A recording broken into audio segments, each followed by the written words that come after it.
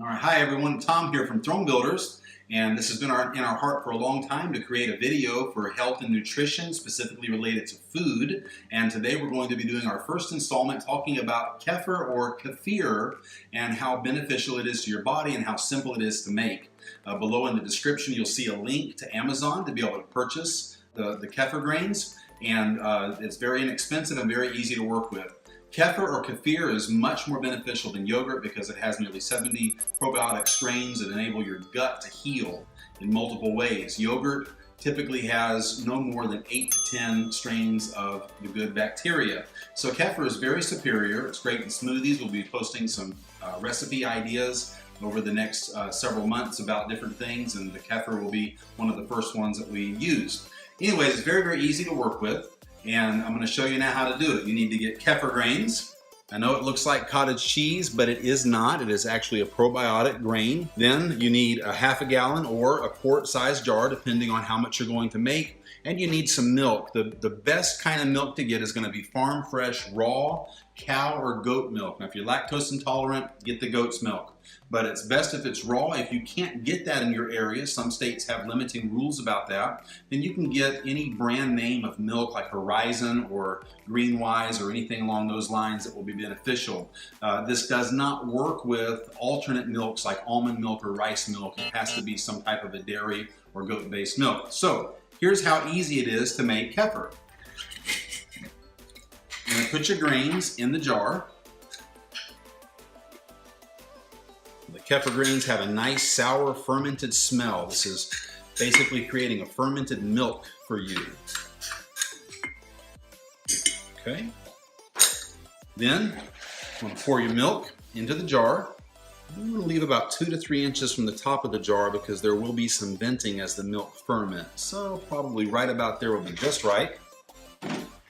You're going to put the lid on the jar tightly, and then you want to shake it real good. Get a good shake in there. Make sure the grains are mixed thoroughly throughout the milk, okay? Once you've put the milk and the grains in the jar and shaken it, you want to loosen it just a little bit, and then you're going to put it in a pantry in a dark place preferably, and then you're going to come back in 24 hours and see the process. So I'll see you in a second, but it'll be 24 hours later for me. All right, everybody, we're back. It's about 24 hours later, and our kefir has been sitting in the cabinet fermenting the milk. So as you can see by looking at the jar, there's a heavy separation that's taken place. This is perfectly normal. It will not always do this, but if you see it, it's normal. It's exactly the way that it's supposed to be. So we have all of the supplies that we're going to need to do this. We have a nylon strainer. They recommend nylon or plastic because when metal makes contact with the kefir or any fermented entity, it will cause some type of a corrosive flavor in what you're eating or drinking. So they recommend not to do that. Measuring cup with a spout on it or a canning funnel for mason jars will be very helpful for you. And then finally, a rubber spatula, and I'll show you all this right now. So the first thing we want to do, we want to make sure we tighten our lid and shake the kefir real good. And get everything nice and mixed up together. It'll have a nice effervescency sound and smell when you open it. It'll smell just like you think fermented milk would. It's an acquired taste.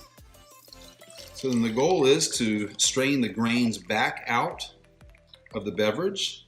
Take the rubber spatula. You just keep working the grains around.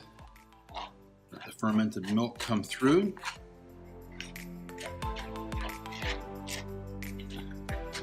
Okay, so you can see the grains, like I said yesterday, it looked just like cottage cheese, but this is the kefir grains, and they will expand a little bit every time that you use them.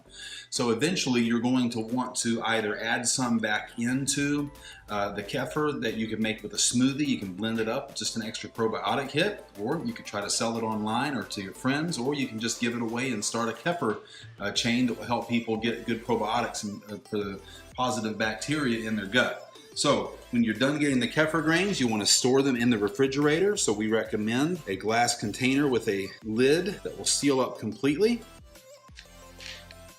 We'll put that back in the refrigerator in just a minute. And then we're going to put our kefir back into the same jar we used because it's already fermented milk, so it's not going to cause any trouble at all. It has a nice, thick, rich, creamy consistency now.